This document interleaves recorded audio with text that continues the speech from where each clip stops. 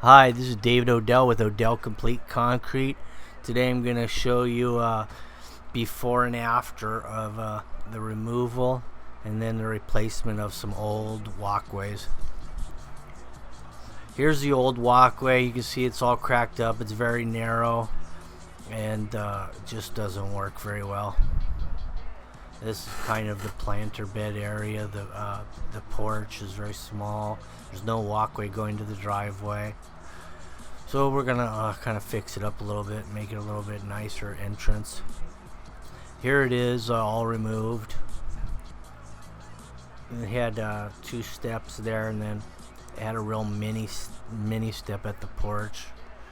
So they were all different size steps initially. I tore out the brick that was on this porch. This porch happens to be the original porch that was under the brick, and happens to be supporting the posts that they've modified at some point, and they put these little wraps around the columns. I think they have the original posts in there actually, and original stirrups.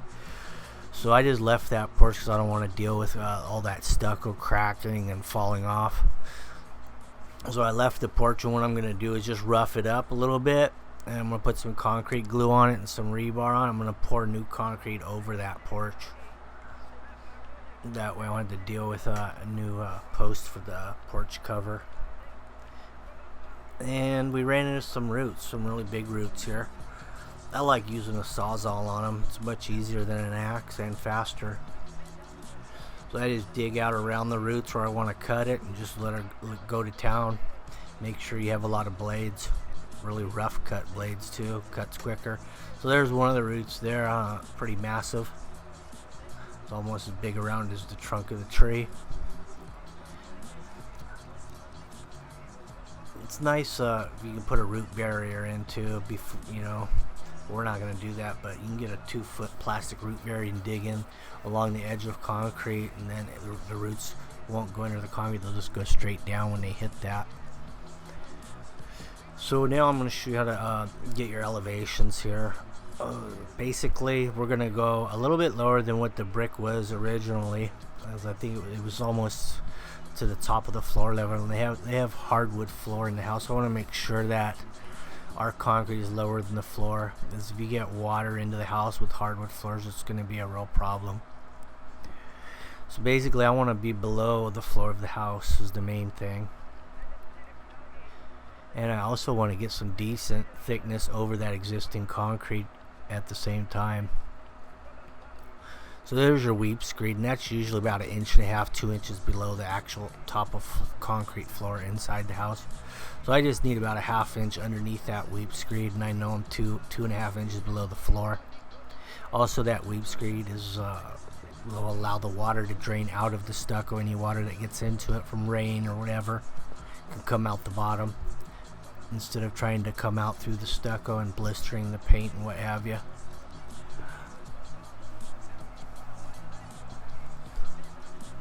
So here's my string line. I'm going to do a 3-foot wide walkway here with a 2-foot wide planter along the house. So we're going to be about 5 feet out from the house. That gives me a 3-foot walk and a 2-foot planter. So that board is set at 5 feet out from the house. That's the outside edge of the new sidewalk. It's also approximately 2 inches below the weep screed, so that allows for some slope away from the building, and we're starting below floor level.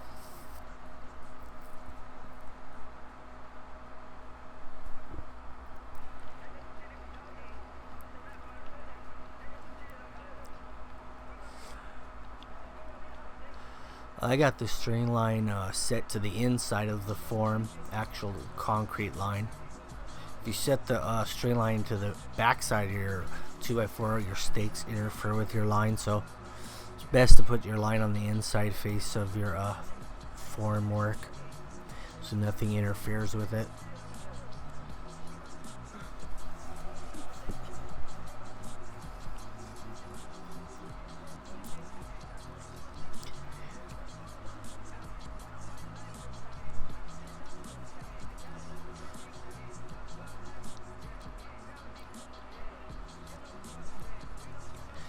Also, what we have, you can see that little drain. It looks like a drain sticking up in the middle. Well, that happens to be a sewer clean out that they didn't know that they had. It was underneath the grass and stuff, and we happened to find the clean out by digging out the lawn and what have you. So there is no collar around it. So what we're gonna do is we're gonna put a brass collar around that for easy access, and we're gonna flush it out to top of concrete.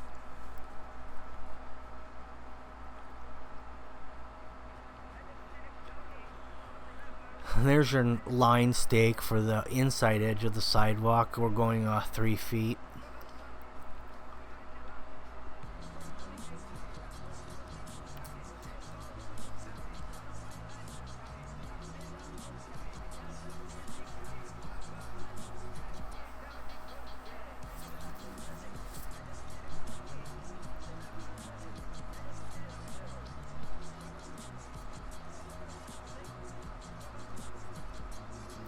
Now I'm at the other end getting my other line stake in at 3 feet. Then I'll pull a line in between the two, checking the level to make sure that it's sloping away from the building.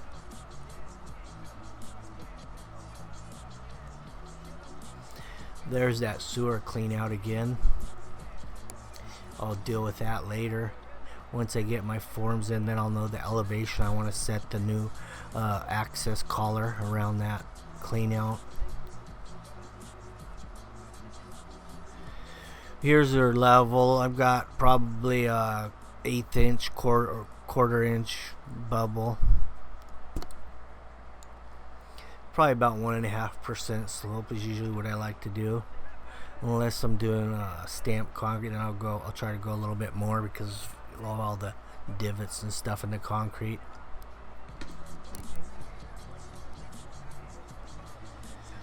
Here's your inside line. I've already marked the stakes for elevation.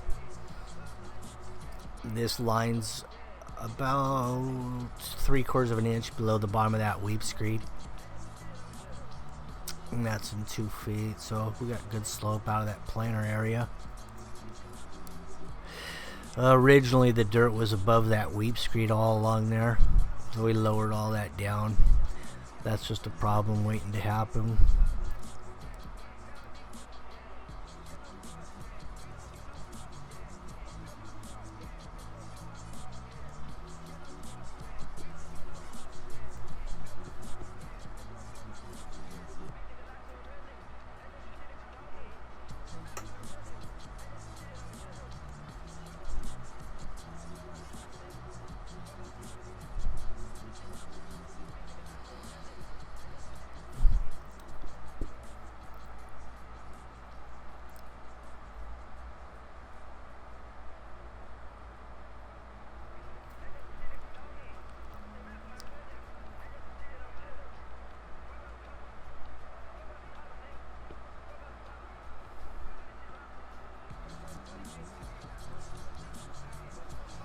We're using number 6 duplex nails.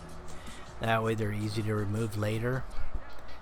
And then you can reuse the stakes and get the forms out real easy.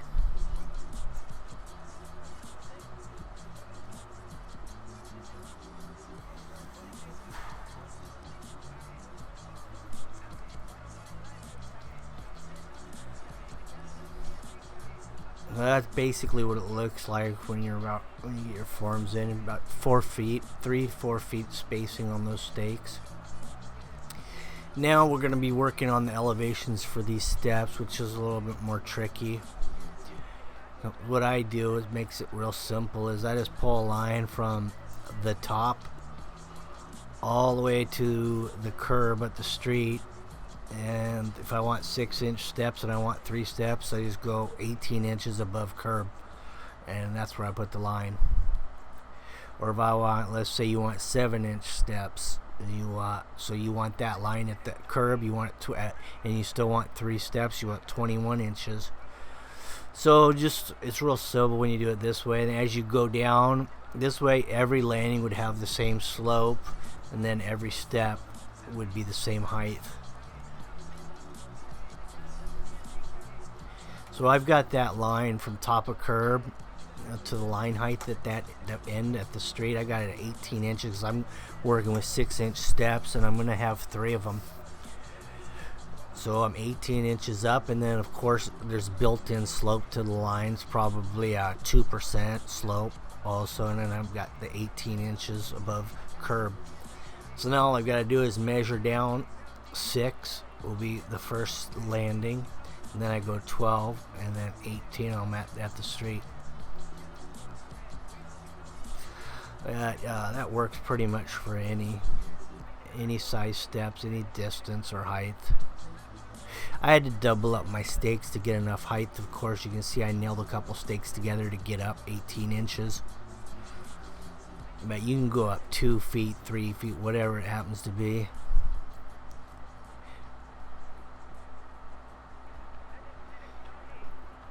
Well, I'm making a couple of 6-foot landings here, so as you go up these steps here, you have a landing area that you can actually put something on without it falling off.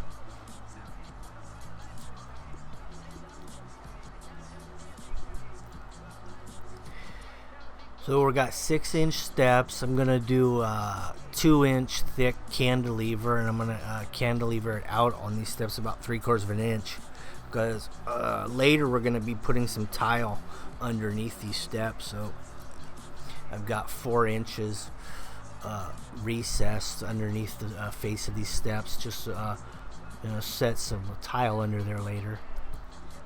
We're gonna do some Spanish tile, handmade, under there eventually.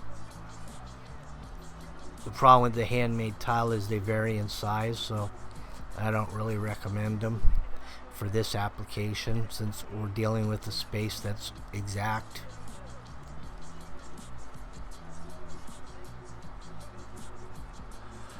Here's your concrete going. I've already added the fiber mesh from the truck. We're using A and B concrete pumping today.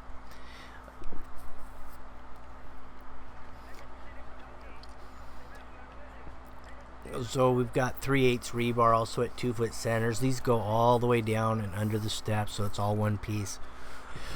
On the inside face of those steps, I have some 3/4 by 4. That gives me the recess. You'll notice when I strip these forms, you'll see the recess that tile will go into later.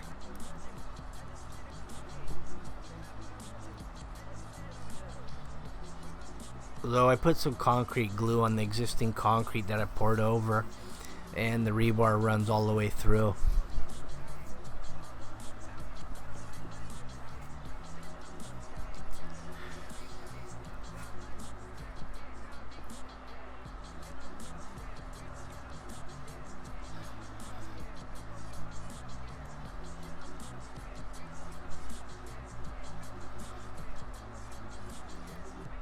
Oh, basically I've got a 2x6 for my step face, which is really about 5 1/4, 5.5 inches width, and so that's not 6 inches.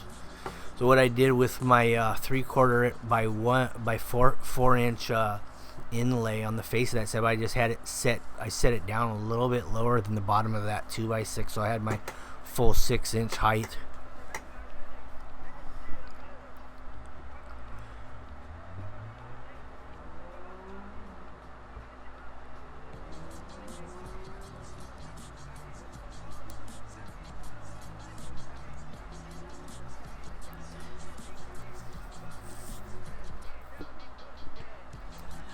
Later on, what we're going to be doing with this concrete is we're going to be cutting a 4-foot grid diagonal pattern through everything.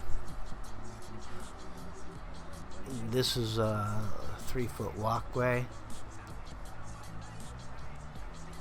running the funny float over it. Not a necessary tool, but makes it easier.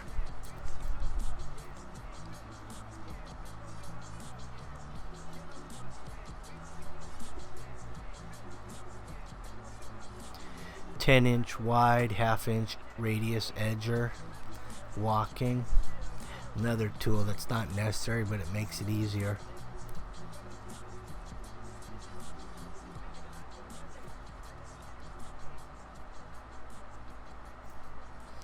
As you can see with that trowel underneath that 2x6, the reason is we're down so low on the bottom there is because on the inside of that 2x6, like I said before, there's actually a 3/4 inch by 4 inch 1x that drops down below the bottom of that 2x6.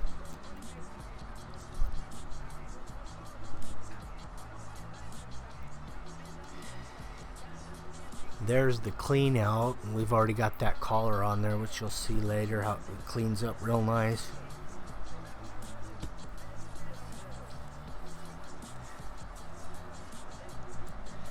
Here's your little mow strip for the planter on the other side where we don't have a walkway.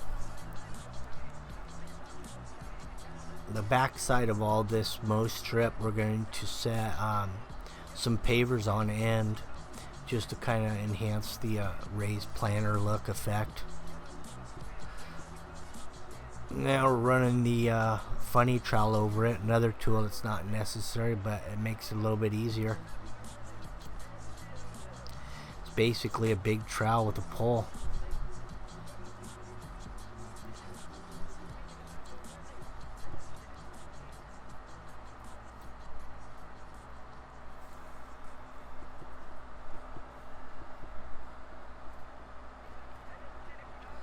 I'm going to put a couple joints in here today, although we're going to be saw cutting it the next day. I'm going to put a couple joints in here where it may crack overnight. So I'm going to hit these couple key locations today. And so that way I won't have to take a chance of it cracking overnight before I get my cuts in.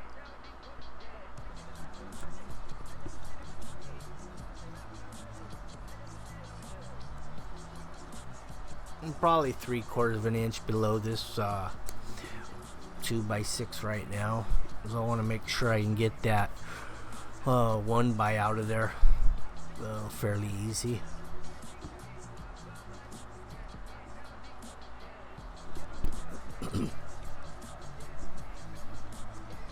Looks like we're getting close to stripping these 2x6s at this point, so we can kind of shine up the top part of that step.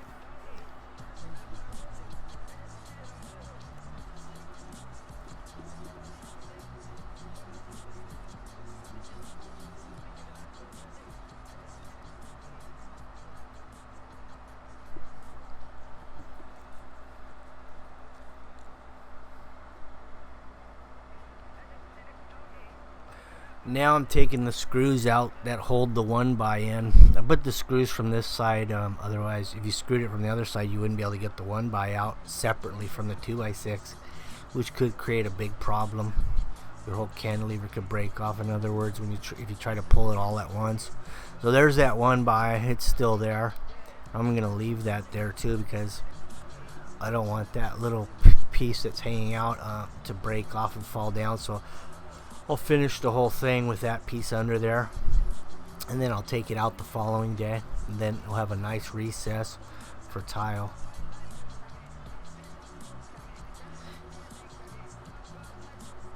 So I'm going to edge the bottom of this. This piece will always be showing, this top 2 inches.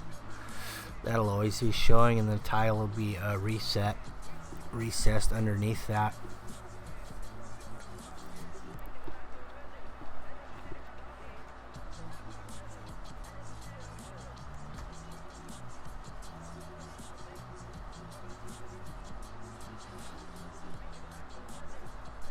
That particular 1x4 that I used there was actually true 4 inches. I was real lucky to find that. Normally, when they say it's a 1x4, it's actually 1x3.5. This happened to be a true 1x4, actually 3/4 by 4.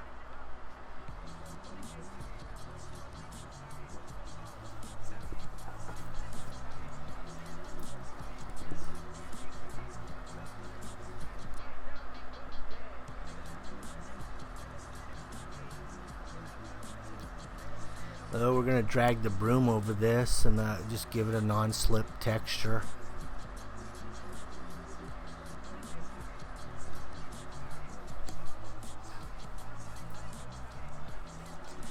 So with that system, the way I set these up, each landing will have the exact same amount of slope on them.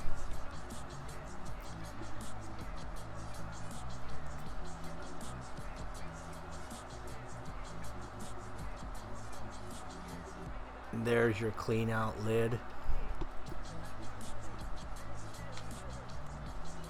Then there's 3 screws on it that you have to undo, and you can get access to that sewer clean out.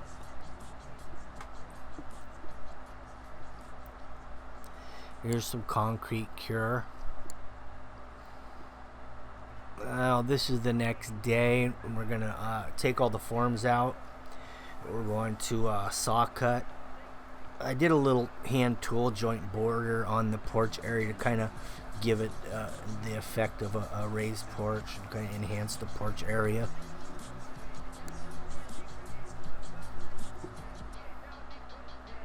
I also put a joint in the front of those columns right where the old concrete stops. That's underneath the new concrete because it's going to try to crack there.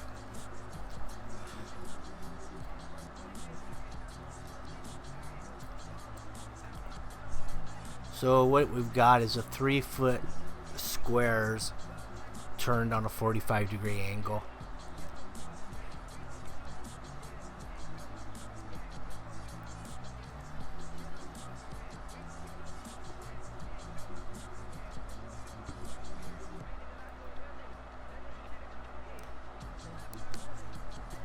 So I think in a 3-foot or a 36-inch square from point to point, I believe it was approximately 51 inches from point to point on a 3-foot square. So that's the measurement, the key measurement that I used in getting these points to go right down the middle all the way.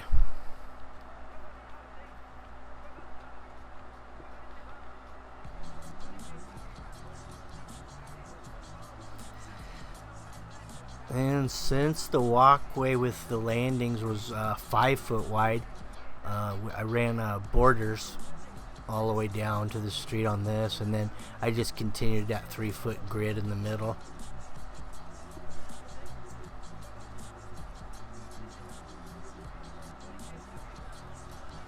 So I've got that 1x4 out of there, and it's ready to put tile up underneath there at any time.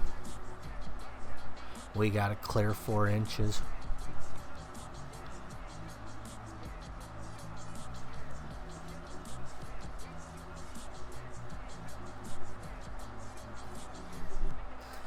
And now we came back another week later, and now we're going to they had some extra pavers from a job that we did in the backyard. So what we're going to do is use some of those extra pavers, and we're going to just put a little bit of concrete down behind this walkway, and we're going to set them in it just to retain a little bit of dirt and give it kind of enhance the planters a little bit. Plus these pavers are utilized in the backyard, so kind of ties everything in front and back.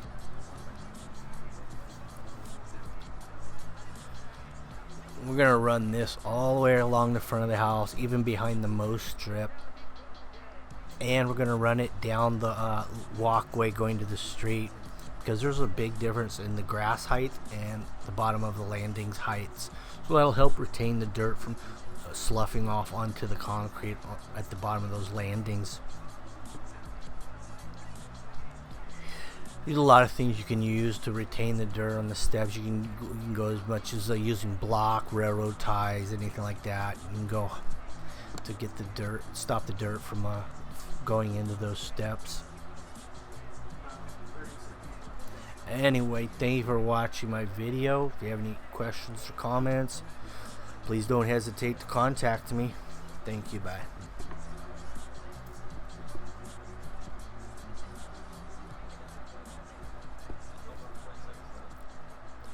There's your finished product. Now just a matter of landscaping, making that dirt right.